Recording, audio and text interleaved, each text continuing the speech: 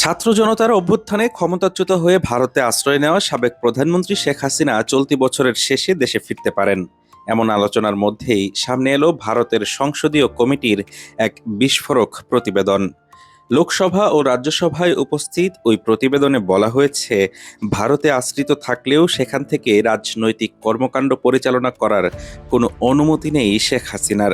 Congress MP Shashi Tharoor নেতৃত্বাধীন এই committee স্পষ্ট করেছে, তাকে আশ্রয় দেওয়ার বিষয়টি পুরোপুরি মানবিক বিবেচনা এবং ভারতের দীর্ঘদিনের আশ্রয় নীতির অংশ।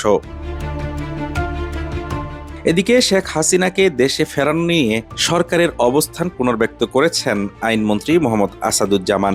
তিনি জানান, ভারতে আশ্রয় নেওয়া সাবেক এই প্রধানমন্ত্রী দেশে পা রাখলেই তাকে গ্রেপ্তার করা হবে।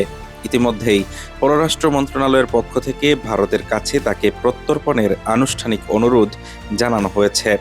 বাংলাদেশ সরকারের এই অনুরোধ প্রসঙ্গে ভারতের সংসদীয় কমিটি জানিয়েছে, যথাযথ আইন প্রতিষ্ঠিত নীতির ভিত্তিতে বিষয়টি তারা খতিয়ে দেখছে। শেখ হাসিনার বিষয়ের পাশাপাশি বাংলাদেশ ভারত সম্পর্কের নানা দিক উঠে এসেছে এই প্রতিবেদনে। ভিসা প্রক্রিয়া স্বাভাবিক না করায় বাংলাদেশে জনমতে বিরূপ প্রভাব পড়ছে উল্লেখ করে ভিসা সহজীকরণের সুপারিশ করা হয়েছে, যা বাস্তবায়নে গত 28 জুন থেকে দীর্ঘ 2 বছর পর বাংলাদেশি নাগরিকদের পর্যটন ভিসা দেওয়া শুরু করে ভারত।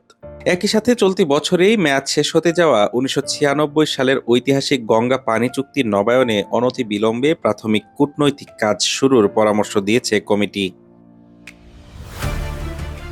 বাংলাদেশ ভারত সম্পর্কের এই সমীকরণে ভারতের বড় উদ্বেগের জায়গা বাংলাদেশের অভ্যন্তরে চীনের ক্রমবর্ধমান প্রভাব।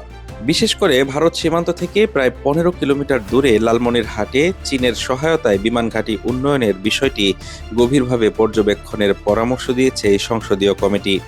একই সাথে বাংলাদেশে সংখ্যালঘুদের সুরক্ষায় কূটনৈতিক তৎপরতা জোরদারের তাগিদ দেওয়া হয়েছে।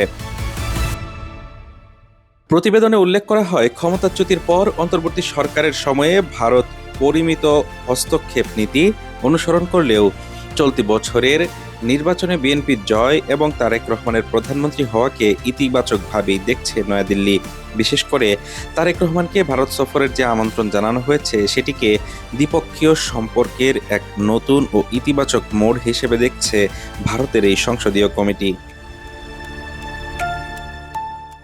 হাফিজুর রহমান তুষার, ঢাকা টুডে।